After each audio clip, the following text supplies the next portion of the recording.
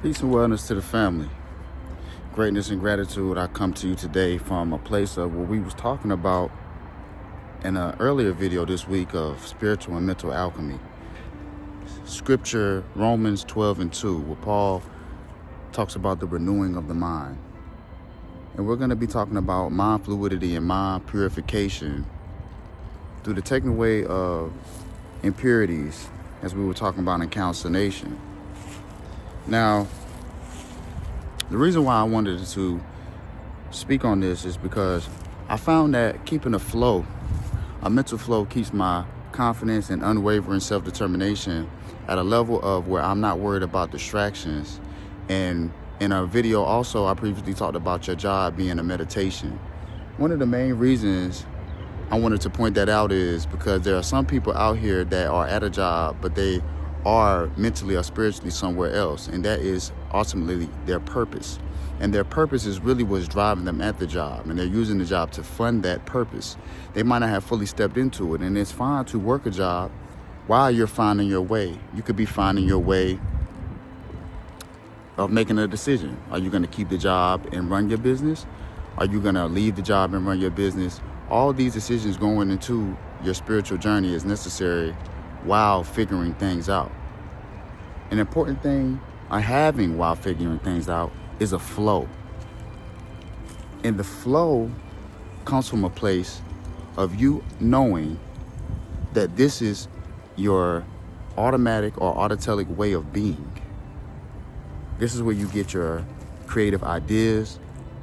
A lot of my flow and my creative flow is a part of my spirituality because I feel closer to the Creator when I'm creating. So my creativity directly equates to my spirituality. It is a very deep connectivity between the two for me on my journey. When I was growing up, there was a girl. Her name was Letitia.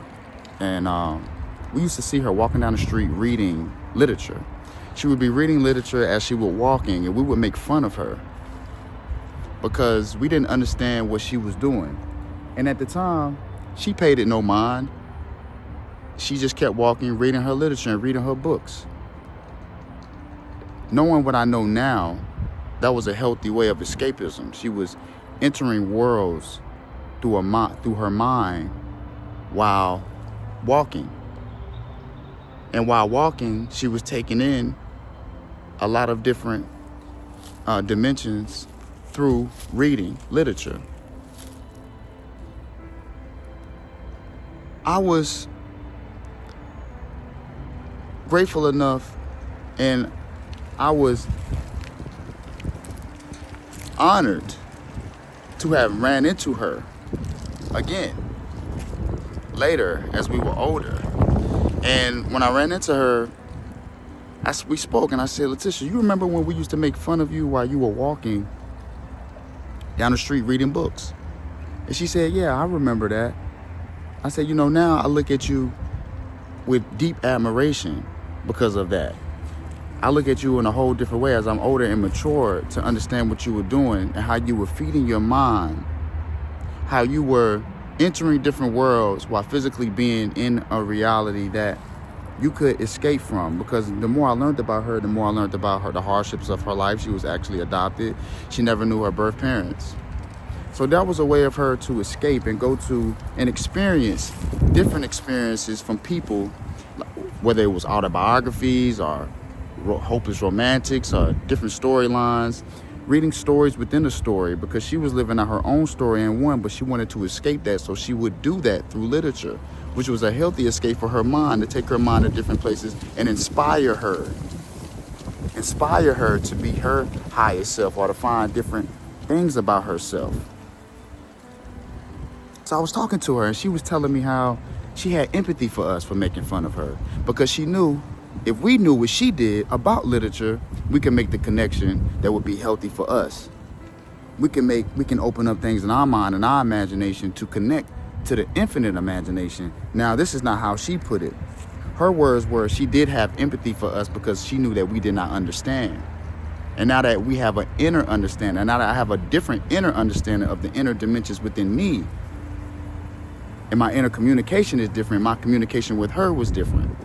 And I said, I just want to apologize to you for making fun of you for that, because I understand a part of my flow and me being an author has a lot to do with literature. And I understand at a young age, you understood that before me.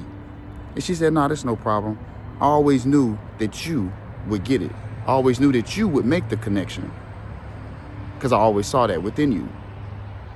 And that warmed my heart. It really made me feel really good to know that she saw something in me at the time that I didn't even see within myself. Moving forward from that conversation, it really put me in a place of understanding how, with me on the journey of mastering communication now, and the way I present my communication has a lot to do with me connecting to my penmanship while I'm writing my books. The way that I write is a whole different way that I was speaking. And one day I was reading one of my books, and I was saying, well, what if I can make the connection between the way that I write and the way that I communicate? If I could find that part of my brain, my frontal lobe, which deals with my prefrontal cortex, which deals with the creativity, personal interactions, things of that nature, and reach my higher nature of my penmanship and connect it with my higher nature of communicating my thoughts, then this could be something special for me. Because I always understood that if I could learn how to communicate my thoughts in a way that could connect with the audience, there would be nothing that I couldn't do. And also I understood that if I can find a way to communicate better on a higher level, then there would be nothing that I couldn't offer. So my offers would improve by the way that I communicated it, because communication equals over into cash flow. With knowing that, I went on a journey. Of challenging myself through communication, because I always knew that a good challenge would give me good mind fluidity, which would enhance my spirituality, which would put me in a place where I'm getting closer to the Creator and the Creator within me. So I began to seek ways on how to make the connection between how I write my literature, how I can communicate in the same way that I write my literature, because it is a different part of my brain that I'm using when I'm writing. A lot of people wouldn't believe that knew me from my past on Nostalgic Self-Image that I wrote the books that I've written. Why? Because they're stuck in that image of me. But I can't mind the other way people think about me. I can't give that much attention. My main attentive focus in alchemical transformation is the way that I think about myself. So the more that I focus on that was the more that I made the connection between the way that I write my literature and the way that I communicate my thoughts.